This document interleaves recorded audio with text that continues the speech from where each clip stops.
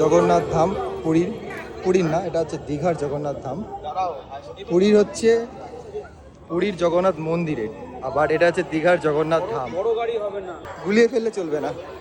খুবই সুন্দর, মানে খুবই সুন্দর, মানে এত চকচকে জায়গা পুরো একদম। এই যে মন্দিরটা এত সুন্দর করে ফুটিয়ে তুলেছে লাইটিংটা, মানে জাস্ট এক কথায় অমায়িক বানিয়েছে, অমায়িক। মন্দিরের চূড়া।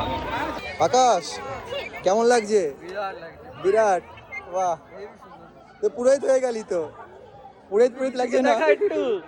তো দেখো মন্দিরে আসছি, ঠাকুরের জায়গা, তো একটা তিলক লাগানোটা মাস্ট। তো মনটা যত পরিষ্কার থাকবে আর যত রাখবে পরিষ্কার, ততই ভালো লাগবে ঘুরে।